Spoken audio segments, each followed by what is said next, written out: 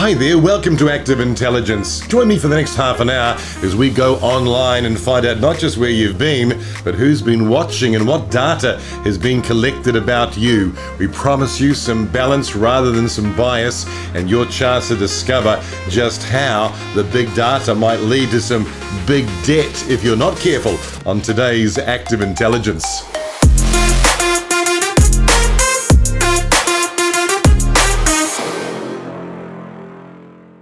On today's episode, I caught up with Paul Spain. He's a technology guru from Gorilla Technology to find out exactly who's watching us when we're online and what kind of data they're collecting about us, and more importantly, what are they doing with that data? How might they use that against us? How are they building a profile of not just the kind of things we do, but the person that we might be and our vulnerabilities? But first, we go to England, where a man named James lost £80,000 in online gambling, and he was convinced that the websites were targeting him, and so he put in an official information request to find out what data was being collected, and the results are scary. An investigation has revealed gambling firms are using data harvesting services to target problem gamblers. An addict known as James, who lost more than £80,000, submitted a data subject access request to Skybet and 3 data collection companies. The responses showed one company held almost 19,000 items of data, tracking every click and scroll of his interaction with Skybet. One of the companies had categorised James as a high-value customer who chases his losses. The Christian Institute's head of research, Dave Greatorex, said there have been far too many of these examples of problem gamblers spending vast sums of money on gambling sites, including tragic cases of those who have been enticed to spend more through VIP schemes. The outcome of the government's gambling review must include strong regulation of betting firms. Skybet told us it uses a number of third-party data providers to support in areas such as fraud detection, age and identification verification, and as part of its marketing activities. In this case, the data came from several other companies and includes information that Sky Betting and Gaming does not have access to. The lawyer who helped James access his files says we need to understand what information we give away. Gambling companies do not operate in a silo of data. They operate in this wider ecosystem where there's data flowing in at different times and in different ways. And the concern for our clients is that data is being used for behavioural surveillance, understanding what you are doing, who you are, what you like. The price of the free and open web we have today is paid in privacy. And it's not just about big tech. Companies many of us know very little about have built exceptionally detailed profiles on you, me, and everybody. And we often sign up for this when we consent to online terms and conditions. So James found that he was most certainly being targeted by the gambling websites. Little did I know that artificial intelligence was so sophisticated that it could build a profile of you and I to work out where our vulnerabilities were as people, and that we might in fact be the kind of people who might gamble it all and lose it all, and then of course without any conscience at all try and exploit that weakness in the human being. Well, that weakness, of course, is part of the way in which the brain responds to these environments that are so addictive. So let's take a look at an experiment that teaches us just how powerful these addictive forces are. We arranged for gambler Tony Franklin to join a unique experiment by one of the world's leading experts on addiction, Professor David Nutt. Gambling addiction is not a failure of will. It is a brain disorder which is preyed upon by the gambling industry. Honestly, I can feel my heartbeat just rising, just looking at the damn thing. Once you become addicted, it's very, very hard to stop because you've changed your brain. Addiction is a brain that has changed to become entrained to the desires of the gambling. So we're going to start the roulette task, Tony. This will be the first time anyone plays something similar to a fixed odds betting terminal from inside an MRI scanner. The professor says it will reveal what's happening in Tony's brain as he uses a keypad to bet. I've got £1,000 to spend. Can I spend it all on the first spin? When Tony is doing his task, when he's looking at the roulette wheel and he's making a decision to bet, parts of the brain get turned on and then they can't stop. And we think there's probably a chemical basis to that. So that's what we're expecting to see, that the habit centers are overactivated in people with gambling compared with normal people like us. The human brain is a pretty simple organ at one level. Anything that gets repeated gets automated. And of course, when the thing that gets repeated is this exciting experience of placing a bet, of winning, suddenly addiction grabs a hold of the human being. And yeah, sure, they still have their free will, but their free will is under a kind of pressure they might not have experienced before. And they might not be very good at exercising impulse control. And so once addiction becomes a reality, boy, it could be that you might lose it all, and that's exactly, of course, what happened for poor James. Well, let's find out exactly what the big data is. What's being collected? How's it being used for us, and how's it being used against us? I caught up with technology guru from Gorilla Technology, Paul Spain. My pleasure, Aaron. Great to see you. Well, many of us are feeling afraid now when we go online that Big Brother really is watching in the background, collecting information about me, knowing where I go, but knowing stuff about me that I don't remember telling the computer or telling Google or Apple or whoever it is about me, and yet they seem to know so much. How come the computer people seem to know more about me than my wife?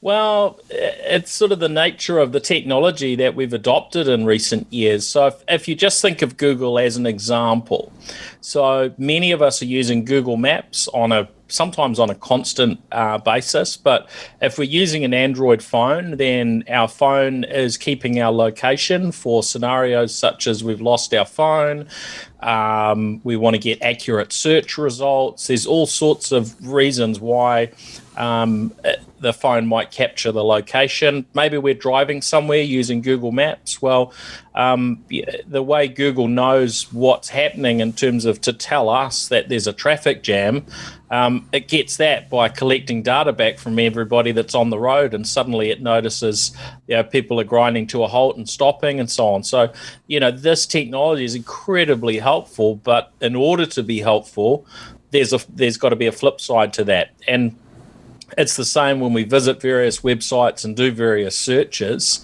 so that we get quite relevant advertising.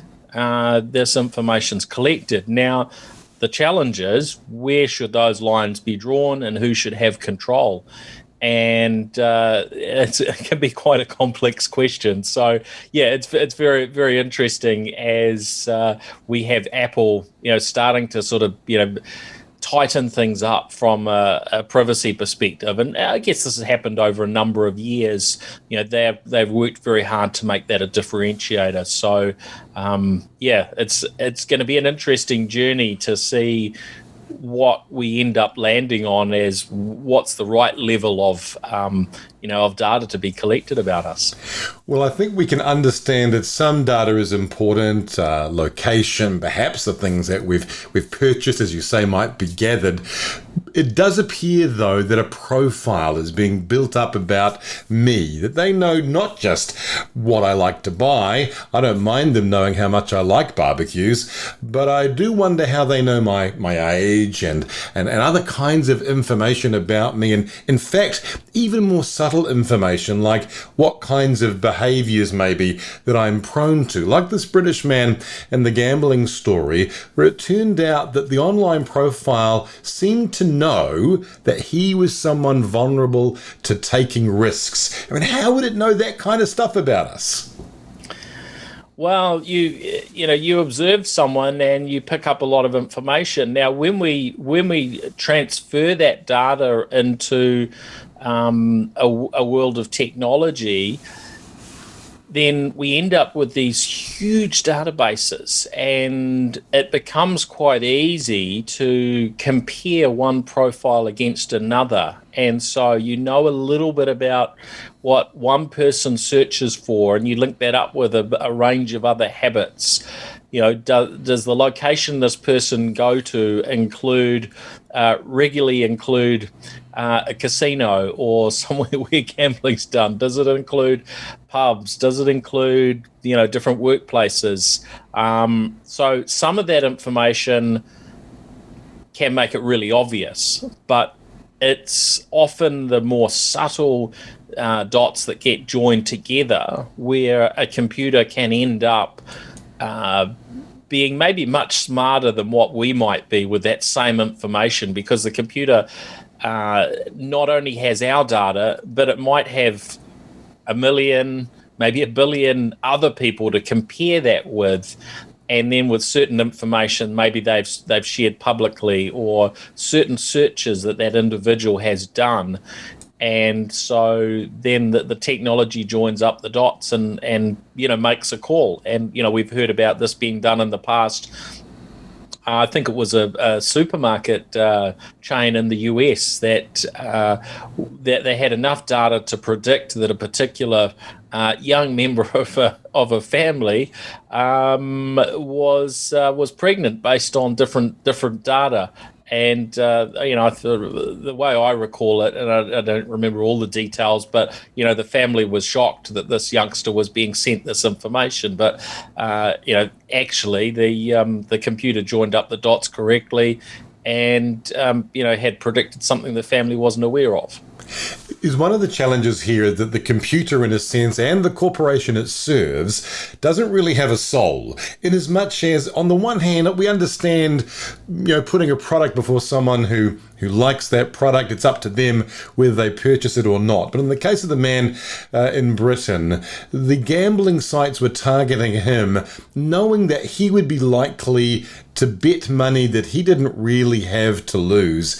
And indeed, they were willing to destroy this man's life for the sake of profit. What do we do with the fact that the computer and the corporation don't have a soul? Yeah, it probably comes back more to the corporation than the computer, more to the individuals that are involved in the process, and to a degree, what an individual platform allows you to target. But yeah, there are a range of mechanisms, but they do come down to people at the end of the day. And look, if somebody's involved in a business such as gambling, then that type of business where that's how you make your money, that a portion of those people are going to have their lives heavily impacted in a negative way because of their susceptibility to gambling, etc. These are things that people choose to live with, right? I think most of us, if we were to really weigh it up, and certainly if there was zero financial incentive for us and zero sort of special upsides and so on, we probably, and we weren't someone that really, just enjoys the gambling from the fun perspective, and obviously there are mixes of where people sort of sit in terms of their susceptibility to get addicted. That's just going to come down to the individual, I suppose. And these things are just are likely to happen, and I don't think we're going to see too many immediate sort of legal changes, but we certainly have seen laws change over the years to do with what is and isn't allowed to be advertised in a conventional sense. And what tends to happen with technology is it moves so quickly that the legislation maybe doesn't sort of come with it. So we end up with an ability to do something that's maybe far more extreme than, say, the old cigarette advertising might have been, in terms of targeting people at maybe very specific ages or in very specific ways, and so on. So that doesn't always play out so well. There is that sense, as you're saying, that you dance with the devil, you shouldn't complain about being burnt.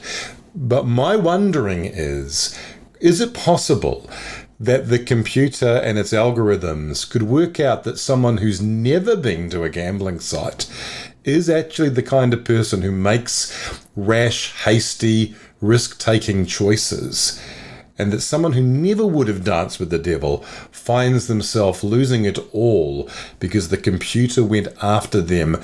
And there's a sense, when you say it like that one can't help but wonder about malicious intent. And let's go beyond gambling, in places in the world where drugs are legal. The online drugstore targets risk takers, gets them engaged in drug addiction. Where would this end if the computer can anticipate where my vulnerabilities are? It could literally go after me and my family and destroy us. Yeah, but it still comes back to people in terms of just determining that that's the approach they're going to take, to where the legislation sits, and then ultimately to the individual, right? I mean, we're all susceptible to different things, and then we make those judgment calls around what we choose to click on, what we choose to spend money on, where we spend to travel, where we choose to travel to. So these things they've always been temptations available, and each person has to be able to make their own calls around those things. So I don't think that those challenges in life are going to disappear, but technology can make it a lot harder, and particularly when we look at younger family members, the way in which social media can be incredibly manipulative. You when you delve into those things, it can be really, really sinister, and learning to put those barriers in place, learning to decide where we allow technology to be in our lives and how much that we want to give to the technology, I think probably is a journey for every family and every individual to make those sort of decisions. You've alluded to the fact that Apple, as a way of distinguishing itself from the competitors, has said now that you have to sort of opt in to give away this information about yourself as a way of kind of protecting yourself. I've noticed there's another company that's actually made it possible to earn money from supplying that information so that you are the person who benefits directly. Are these the right kinds of answers? Will, in a sense, the online world regulate itself when enough people become concerned that the information is being taken against our will? Look, there's a level of that, as we're seeing here with what Apple are doing, but there's never going to be probably a perfect outcome, and there are always going to be people that will get hurt because they're more vulnerable than others, or they're in a difficult circumstance, and so they get taken advantage of, and this is I guess just a reality, and that's why it is important for families to be thinking about these things, for individuals to be considering on what level they want to engage. I was in a meeting today with somebody who said, look, I just don't have Facebook, and I just don't have those sorts of things on my devices. My technology is limited to what I need to do work and some entertainment and so on, Netflix type things or what have you. You draw those lines. But those are conversations that didn't used to be had 1 or 2 decades ago. Certainly, we were dealing with different challenges with technology then, as to what we are today. Some people would just sort of draw some very rudimentary lines in terms of, well, we're going to limit our technology use to these hours, or within these guidelines. Well, not all technology use is going to be bad either. We're having a perfectly normal conversation now. It's not that much different from having it in person, but we're using the technology so that we haven't had to burn a whole lot of time for one of us to travel to catch up with the other one, physically in the same location. So there are upsides and downsides to the technology and how we draw those lines, and there's a fair level of experimentation that's required required, and these things will keep evolving. So, the picture will look different in 5 or 10 years, probably quite dramatically so, than what it does today. That's one of the big challenges. You've talked about the need for parents to be able to set some parameters, some guidelines for kids. But the reality is the young people are the digital natives. And a lot of us oldies don't really even understand the ins and outs of the online world. So we're not in a great position to know whether we're doing the right things, whether we're doing enough, whether actually our teenager already knows the workaround to this particular boundary that we've put in place. As we finish today, give us some practical tips. I've heard of things like VPN, where people have a private sort of virtual network to disguise their whereabouts and presumably some of the data about themselves. We've got these, opting in, opting out options for some platforms. What are the basic kind of guardrails here that ordinary people need to make sure they've thought about? Well, the first one probably, is outside of the technology directly. It comes down to values. And so, within a family, you want to end up landing on a similar page. And, that just comes down to the depth of the relationships that you have. And it depends on if you've got children at different ages, some of those conversations are easier had than others, and every person's different. So that is probably in many ways more important than just about anything else. Then there's mechanisms in terms of devices and whether you set up particular controls in place. So, for instance, with an iPad, which a lot of kids now are using for their schooling, you can put some mechanisms in place around the times that they get used in terms of what is and isn't open, and that might be something you have to work in conjunction with a school, so that certain things can be done, so schoolwork can get done. But you have to draw those lines and make a call on what suits in your own environments. Avoiding the social media platforms is really good, but there comes an age where definitely youngsters want to be on board and part of those things. But as you say, there are all sorts of workarounds, and a youngster can go and set themselves up with a free email account. They can change their age because it's just a number you enter into a screen, a birth date, and get content you might not otherwise want. But I think that probably the most powerful tools on any platform, in addition to establishing those values within a family, really come down to the parental controls. If you're talking about people of different ages, you've got a family environment. For others, there are varying privacy settings that you can set, and those are things to roll through and have a look. Whenever I visit, for instance, a news site like the New Zealand Herald, that might pop up and ask your location. And do you really need to give away your location to get the latest news? Probably not. But as soon as you do that, in a lot of cases, it could be an exact GPS location of exact square on the map where you are. And so, think about those sorts of things. And then the varying apps that you use, Google and Facebook especially, usually there's somewhere you can go in and see what data they've got. And you can go in and and actually scrub that history. So they might have years worth of data about you, and you can go in and tell them to get rid of it. So it's very educational to go and actually look these things up and find out what they have. When I looked at Facebook, it told me it had there was a sharing between Facebook and the varying apps and websites I visited added up to over 2,000 different apps and websites. So, an incredible level of data sharing. So dialing those things back is good, and clearing out the data that they hold on you is probably helpful as well.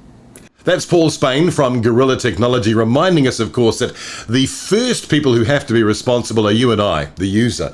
We are the ones who have to decide which places we will visit. If we do dance with the devil, we might get burnt, that's for sure. And we need to teach our kids that things online are incredibly addictive, and the people behind these websites do not necessarily have our best interests at heart. In fact, as soon as money enters into the equation, of course, we realize that people will do almost anything to earn a buck, and if that means destroying you and I, it seems that the website has no compunction about not doing that. It'll just take it all. Well, as of course the adage was when it came to gambling, the house always wins. For you and I, of course, the job is to make sure that it doesn't win our house. We're going to have to be careful. Thank goodness, as Paul said, you can opt out of giving them access to all that data, but that is easier said than done, and many of us had inadvertently already clicked that terms and condition button, and they're already gathering data on us. How will they use it?